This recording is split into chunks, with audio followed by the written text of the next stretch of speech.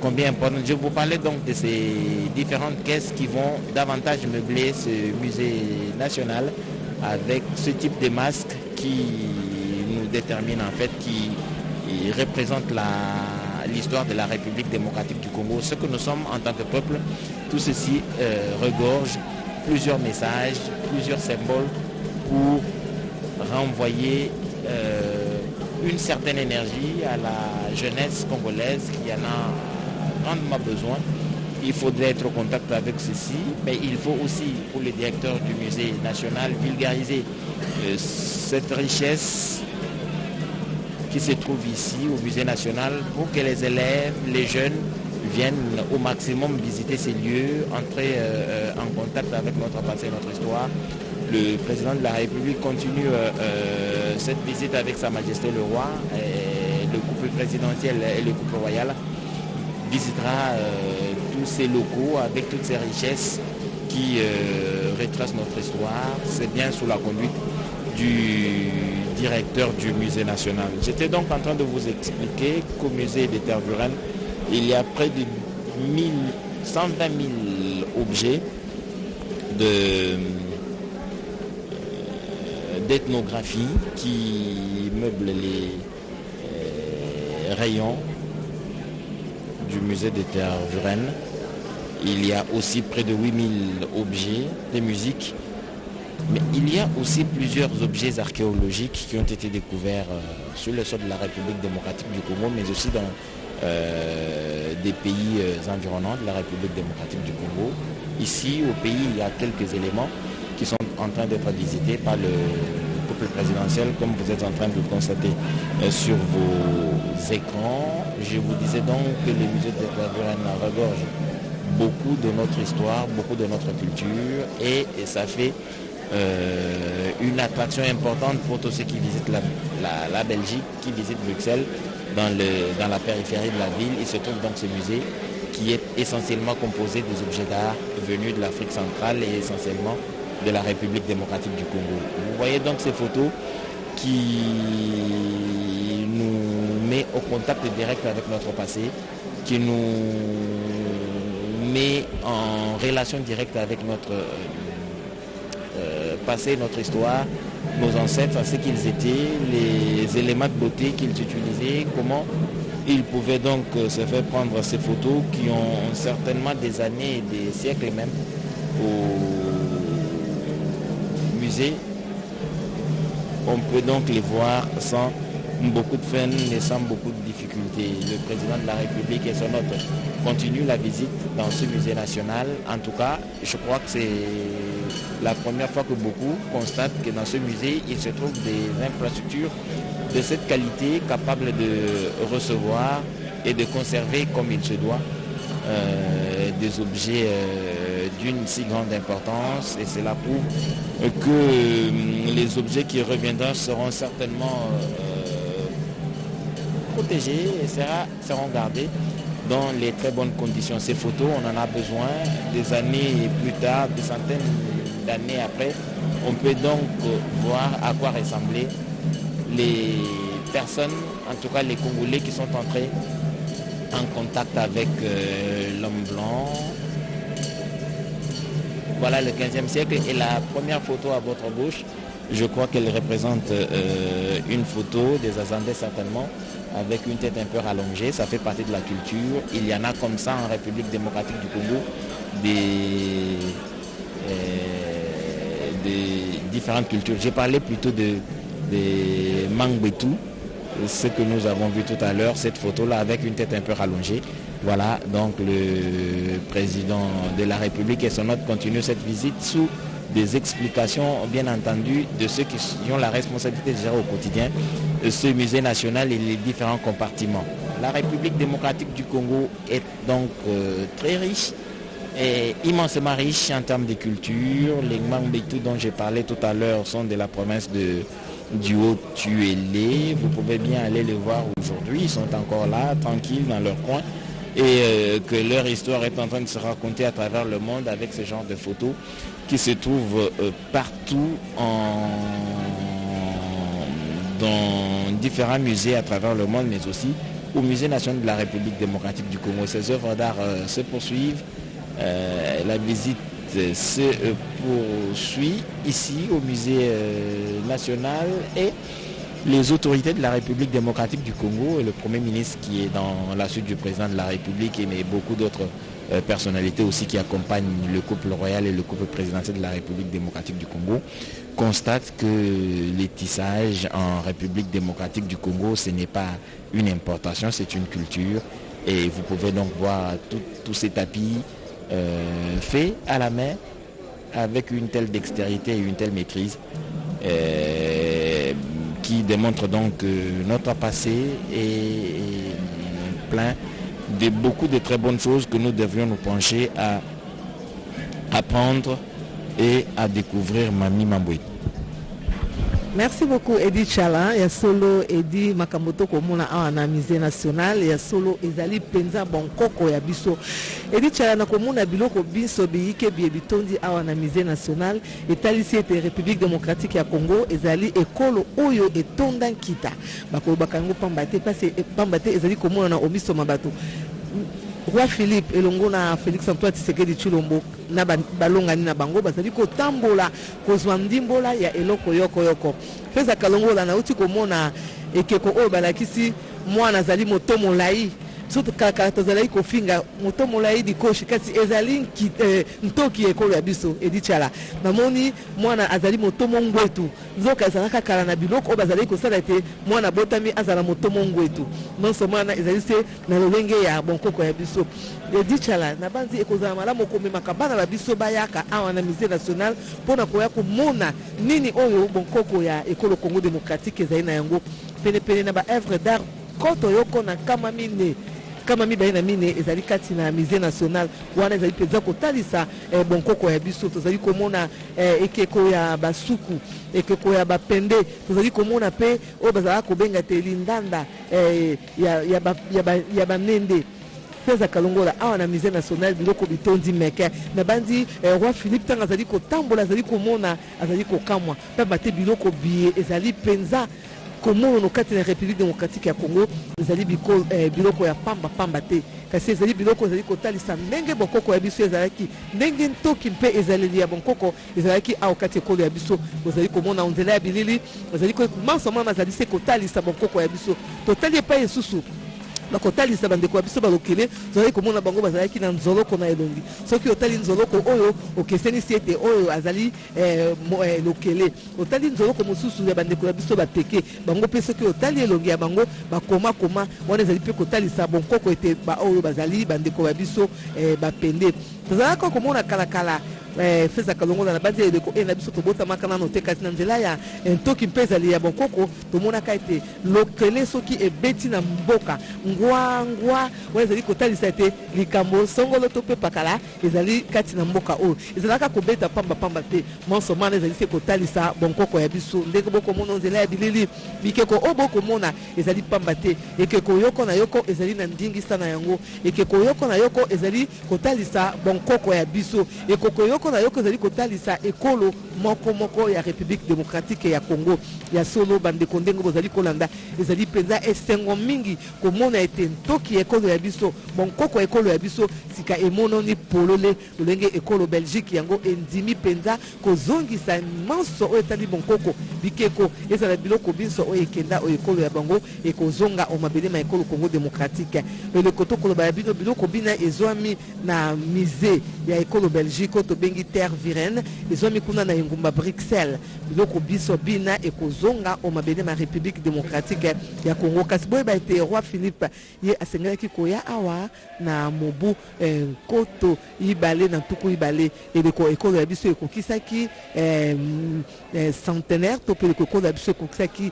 centenaire na yango kasi soki ayaka te ezalaka na tina na bokono bwa COVID-19 oyo ngalaka obikolo binso bya molongo yekangaka nzela po ya kokoma omabele ma ekolo Congo démocratique kasi talaka lelo ndaka oyo apesaka ekoki nde akomeli biso awa okati ya mabele ma ekolo Congo démocratique pona koya kozongisa lisusu biloko biso biye ekendaka ekolo Belgique ou eleko ya bankoko to pe ya banoko to pe époque coloniale boyebi ete ekolo Belgique yango nde ekonzaka ekolo Congo démocratique pe yaka nsima nde kopesa biso lipanda. Roi Philippe azali lokola roi ya sambo ya ekolo Belgique yende azali kokonza ekolo Belgique po ya mbala ya sambo to pe roi ya sambo ezali ye roi Philippe ye akitanaki na roi Albert o ayaka awa ekolo Congo démocratique o mobu nkoto ibale na zomi o ekolo Congo démocratique to sepelaka mibu tukumitano ya lipanda ekolo ya biso ezalaka nde roi Albert ye ayaka awa ekolo Congo démocratique kasi lelo ekolo Belgique ezali kambema na roi Philippe oyo ayelelo o mabele ba République démocratique ya Congo na ndenge boko mona na nzela ya bilili photo iso ena ezali photo ya pambate kasi ezali photo oyo ezali kotalisa bankoko moko na moko ezali na elembo na yango ndenge mokambi ya musée national azali kolimbola na mokambi ekolo Félix Antoine Tshisekedi Tshilombo azali kolimbola na roi Philippe ete ba photo ena to komona ezali photo pambate kasi photo na photo ezali na ndingi sana yango photo na photo ezali kotalisa nini elobi kati na bonkoko ya kati na ntoki ya mabele ya République démocratique ya Congo ya solo musée national ezali penza eloko ye tosengeli kopesa yango longonya tosengeli kokumisa yango na lolenge batali kobatela bonkoko bazali kobomba bonkoko ya République démocratique ya Congo bazali kobomba ntoki ya ekolo ya biso ebongo esika ezali esika tokobenga kalopoto lieu touristique oyo bato bazali koutanya bikolo bya bapaya bazali koya kotambola mpona koya kotala bilembo inso ya République démocratique ya Congo mpona koya kotala bankoko ntoki ya ekolo Congo démocratique ya solo bandeko balandi bana nsomi ekolo Congo démocratique na komona bilembo biso biye ezali kotalisa esengo ezali kopesa esengo kati ya mitema ya bambotema ekolo Congo démocratique na koloba ete iyo Nzambe azwa lokumu po ete asalanga congolais abotisa ngai na mabele ma ekolo Congo démocratique ekolo ya ngai etondi nkita ekolo ya ngai etondi ntoki mpe ezali ya bonkoko ezali penza ekolo oyo biso tosengeli kodondwa esengeli kosepela na yango pamba te mabele ekolo ya biso bomengo ekolo ya biso Nzambe apesa biso ezali penza motuya ya solo roi Philippe azali kokoba kotambola koyoka ndimbola isika inso azali koleka bazali kopesa ye ndimbola ya eloko yoko oyo etalisi bonkoko eloko yoko oyo etalisi ntoki ya République démocratique ya Congo ya solo ezali penza likambo kitoko ezali penza likambo ya esengo mpona babotama banso ya mabele ma ekolo Congo démocratique na kotala makambo ya lolengelo ezali kosala makati ekolo ya biso ezali penza makambo malamo ya kokumisa bongo bakambi ya mboka o bazali kosala manso po ete ya solo bana nsomi ekolo Congo démocratique bayeba nini oyo ezali bonkoko ya biso toyeba nini oyo ezali ntoki ya biso toyeba nini oyo ezali oyo elekaka na bamibu nkama yoko ekoki na bamibu nkama ibale ekoki kasi onzela ya musée national batalisi yango po ete bana oyo bakoya lelo to pe lobi bayeba ekolo ya biso eutaka wapi bayeba ekolo ya biso ezalaka lolenge kani bayeba ekolo ya biso etambolaka ndenge nini na nzela ya musée national ezali kotalisa manso ezala bikeko ezala bilembo ndenge na ndenge ezali kotalisa manso yango kozala malamu mingi komemaka bana babiso bana bazali kobotama bayebi na nino makambo te koya na bango kati na oyo esika eleko bakoya bakotalisa bango na nzela ya musée national elembo moko nakisa bana ya kelasi okati ya bitelo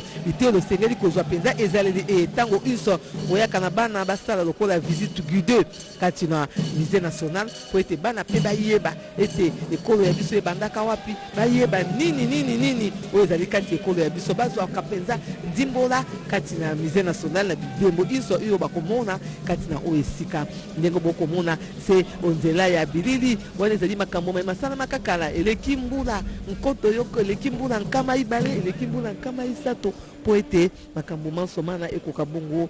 koyebana kati ya ekolo ya biso République démocratique ya Congo yango ndenge bokolanda na nzela ya bilili wana nyonso ezali kotalisa se ntoki ekolo ya biso eleko wana ezalaka kosalema ezalaka eloko iso ezalaka kosalema ezalaka na elembo na yango soki boyoki kelelo ebeti kelelo elingi kotalisa baimboka ete tango esili kokoka likambo songolo to pe paka ezali kosalema tango mosusu boyoki pe kelelo ebeti ezali kolamusa bato kati ya mboka ete tokomi ngonga ya itano to pe ngonga ya motoba ya ntongo bato banso basengeli kolamuka mansomana ezali se komonono nzela ya bisaleli biye oyo ebombami awa au musée national ya République démocratique ya Congo ayo zwami na commune ya Lingwala ndenge bokomona bakambi banso babale Félix Antoine Tshisekedi Tshilombo roi Philippe ya ekolo Belgique bazali kokoba kotambola elongo na balongani babango mama Denise Tshisekedi Nyakero Tshisekedi molongani ya mokambi ekolo Congo démocratique elongo na reine Mathilde molongani ya roi Philippe ya ekolo Belgique banso bazali se kotambola bakisa pe bakambi ya mbulamatari tomoni bongo mokambi ya Sénat modèle baati lukwebo ngambo ya ye pe tomoni lisusu ministre koyingela kamambima ntoki mpe ezali ya bonkoko ye pe lokola azali kolakisa se bilembo ye ezwami kati na musée national oyo etali bongo ntoki mpe ezali ya bonkoko ya ekolo Congo démocratique banso bazali kolanda ndimbola yoko bazali kotalisa na bango eloko yoko elobi boye songolo pakala etalisi boye mansomana onzela ya musée national oyo ebombi bongo eloko biso bina ya République démocratique ya Congo kasi tozali kokundwa na bino ete boyeba ete omikolo mikoya biloko biso bizwami kuna o ekolo Belgique na musée ya terre virane ekozongela biso o mabele ma République démocratique ya Congo roi Philippe akosuka kaka awa na musée national te sika akokende pe na palais de la nation boyebi ete ezali pe esika enene oyo etikaka lisitwale ya ekolo Congo démocratique kuna ezali esika roi Baudouin asakolaki lipanda ya République démocratique ya Congo nsima ya palais de la nation akoya lisusu awa au palais du peuple kuna au palais du peuple nde akopesa lisikulu ya kafukafu oyo ekotalisa bana banso ya ekolo Congo démocratique na nsima na yango nde lobi mokolo ma mosalami nde akozala na Académie des Beaux-Arts oyebi ete Académie des Beaux-Arts ezali mpe esika enene bayekoli bakotalisaka likambo litali mpe ntoki likambo litali ezali ya mokoko bikeko ndenge na ndenge ezwami kuna Académie des Beaux-Arts akoleka mpe kuna nsima nde akokoba mobembo mwaye oyo etuka ya Katanga kuna oyo ngumba Lubumbashi akokoba lisusu mobembo mwaye oyo etuka ya Sud Kivu kuna oyo ngumba Bukavu mansomana ekotalisa manaka ma roi belge Philippe elongo na molongani waye reine Mathilde feza kalongola talisa baimboka maima kolobama awa to pe miluni emekosalema awa au musée national. Matondo mingi mami Mambweni ni kusema kwamba tunaona tumeendelea tupatikana hapa kwa musée national mahali ambapo mfalme wa Belgiji Philippe na mkewe pia rais wa Jamhuri ya Kidemokrasia ya Kongo Félix Antoine Tshisekedi Tshilombo wameendelea tu na kuwatembeza mahali mbalimbali ya kuangalia sanamu mbalimbali, kuangalia picha mbalimbali, kuangalia pia bikeko mbalimbali. Ndio tunaona pale katika picha, tunaona sanamu mbalimbali ama bikeko mbalimbali yenye rais wa Jamhuri ya Kidemokrasia ya Kongo Félix Antoine Tshisekedi Tshilombo na mfalme wa Ubelgiji Philippe wamepata kabisa mafasirio bikeko hiyo inatafuta kusema nini. Ndio wamefasiriwa kabisa moja kwa moja, kikeko moja kwa moja wamefasiria inatafuta kusema nini na juu ya nini bikeko fulani. Ndio wameendelea tu na kuwatembeza hapa ku musée national yenye kupatikana katika mtaa wa Lingwala, na tunaona kabisa viongozi mbalimbali wamepatikana hapo wote kwa kuja tu kuangalia kwa kuja tu kusherehekea katika sherehe hiyo ya siku ya leo. Na kama vitu tulitoka kuwajulisha kusema kwamba mfalme wa Belgiji hataishia tu hapa ku musée national, kisha hapa musée national wataenda ku Palais de la Nation. Tunaona kule ku Palais de la Nation ni mahali kubwa kabisa ambao mfalme wa Ubelgiji aliweza kutangazia kusema kwamba Jamhuri ya Kidemokrasia ya Kongo imepata uhuru. Ndio kisha huku Palais de la Nation ndio watarudi tena hapa ku Palais du Peuple, mahali ambapo mfalme wa Ubelgiji atafanya kabisa hotuba yake kubwa kabisa ya kutokana tu na historia ya Jamhuri ya Kidemokrasia ya Kongo, ndio watu wengi watakuwa wako katika hutuba kubwa hiyo yenye yataweza kufanyizwa huku Palais du Peuple na naye mfalme wa Ubelgiji Philippe na mkewe, pia rais wa Jamhuri ya Kidemokrasia ya Kongo Denis na mkewe Denise Nyakeru Tshisekedi. Wote tunaona sasa wanatoka mahali ambapo walioenda kutembea kuonesha bikeko mbalimbali, pia sanamu mbalimbali yenye kusema, na kila kikeko ina maana yake. Wanatelemuka, wanarudi, wanatoka huko, wanatelemuka chini hapa mahali ambapo tumepatikana ku Musée National, wanamaniza kuwatembeza huko na kuwaonesha kabisa sanamu moja kwa moja, ndio wamerudi hapa chini kwenye mahali ambapo tunaona bendera ya nchi mbili, hiyo ya Jamhuri ya Kidemokrasia ya Kongo pia na ya Ubelgiji yametiliwa ya kusema kwamba rais pia na mfalme wamekuja kabisa, watakaa mfalme na mkewe wamekaa katika kiti mbili hiyo, wanatafuta kusema nini tutajua pungi kidogo. Hapa tu tunaona mfalme amesaini katika kitabu na mkewe pia ametia saini yake. Yote ina maana, ndio kutokana tu na utamaduni wa Jamhuri ya Kidemokrasia ya Kongo, pia uchoro wa Jamhuri ya Kidemokrasia ya Kongo. Ni vizuri, ni vyema kabisa ya kuona kama ni ya muhimu pia yenye kusukuma kabisa watu watoke huko na huko kuja kuangalia kabisa utamaduni wa Jamhuri ya Kidemokrasia ya Kongo, na kujia utamaduni hiyo inaweza kuingiza pesa nyingi mfukoni mwa serikali, na pesa hizo zitaweza kusaidia kwa maendeleo ya Jamhuri ya Kidemokrasia ya Kongo. Ndio rais wa Jamhuri ya Kidemokrasia ya Kongo Felix Antoine Tshisekedi Chilombo ameoneshwa sanamu picha hiyo yenye wameonyesha ya kusema kwamba yenye kuwa picha ya rais wa Jamhuri ya Kidemokrasia ya Kongo. Wameonyesha picha na wamempatia hayo, na ngambo yake kabisa ataweza kuwapatia wageni. Ndio wameonyesha picha ya rais wa Jamhuri ya Kidemokrasia ya Kongo, picha yake yenye waliweza kumutilia. Ndio ndoa mbili hiyo wameendelea tu na kutembea hapa ku Musée National, wameendelea na kuwatembeza na kuangalia mahali mbalimbali. Sasa tujue kama wanatafuta kwenda au namna gani, ila wamepatikana hapa ku Musée National, wameendelea tu na kuwaonesha kabisa mahali mbalimbali na kuwatembeza na kuwapatia mafasirio kitu fulani natafuta kusema nini. Tunaona kama Jamhuri ya Kidemokrasia ya Kongo ina asili kabisa nyingi na asili nzuri, na kila kitu na maana yake. Edi Chala. La visite du Musée National touche donc à sa fin. Le couple royal a laissé quelques écrits dans les livres d'or de ces musées nationaux. Leur visite, ils ont donc immortalisé et donc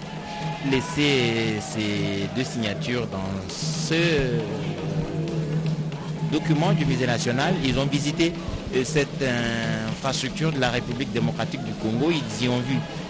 ce qui reste de notre culture, et c'est donc dire que l'infrastructure est disponible et attend à bras ouverts l'arrivée de ces objets, des centaines de milliers d'objets qui ont donc été importés pendant la colonisation. La présence du roi Philippe en République démocratique du Congo, c'est toujours une occasion de se souvenir de ces près de 80 ans de colonisation belge en République démocratique du Congo, précédée par la présence du roi Léopold II qui est arrivé en République démocratique du Congo à l'époque État indépendant du Congo. Le président de la République Félix Antoine Tshisekedi et son épouse, la première dame Denise Nyakeru Tshisekedi, reprennent donc le véhicule pour rejoindre certainement le palais de la Nation. Selon le programme que nous avons, le couple royal se rend au palais de la Nation. Le président de la République va être là pour un tête-à-tête, des échanges entre ces deux personnalités. Puis ensuite, le roi Philippe reviendra au palais du peuple pour une séance académique avec le Parlement. la radio-télévision nationale congolaise sera encore là pour transmettre en direct cet événement-là. Mais pour l'instant, le couple présidentiel sera au Palais de la Nation où les équipes de la RTNC se trouvent déjà en place avec Blaise Bokokia pour le reportage, René Ngwangou. Ils vont donc vous permettre de suivre aussi en direct cette